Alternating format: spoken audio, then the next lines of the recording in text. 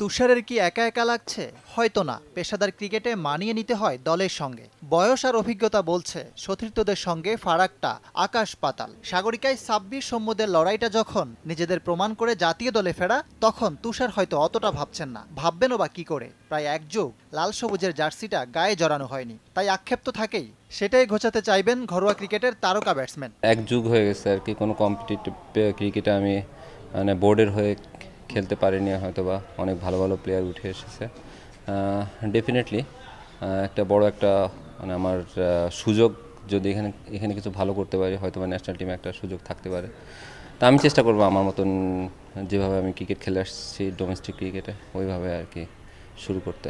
জাতীয় দলের ক্রিকেটারদের অনেকে আছেন এই দলে। সাব্বির সৌম্য সৈকতদের সঙ্গে আছেন সাইফুদ্দিন, নাজমুল অপু, আবু হায়দার রনি ও আফিফরা। একাদশে দেখা যেতে পারে তাদের সবাইকে। ব্যাটসম্যান সাদমান ইসলামের থাকাটাও প্রায় নিশ্চিত। চমক হিসাবে থাকার সম্ভাবনা আছে লেগ স্পিনার রিশাদের। জাতীয় দলের প্রস্তুতি মঞ্চে কে কেমন করে সেদিকেই নজর নির্বাচকদের। এই টিম কিন্তু বেসিক্যালি প্রিপেয়ার করা ন্যাশনাল টিমের জন্য, তো ওইটা তো ডিফারেন্ট ফরম্যাট, এটা ডিফারেন্ট ফরম্যাট। এখানে কিন্তু আসলে আমাদের ফিউচার প্লেয়ার যারা আছেন, প্লাস দলে যারা আছেন, তারা কিছু খেলোয়াড় আছেন যারা বাংলাদেশ টিমে খেলেছেন, তাদেরকেও রেডি করা।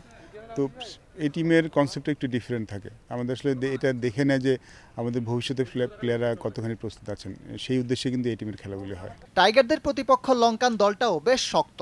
দিমুথ করুণারত্নের নেতৃত্বে দলে আছেন গুনাথিলাকা, দাসুন সানাকা, সান্দাকান মাদুশঙ্কা, থ্রিমান্নের মতো ক্রিকেটাররা।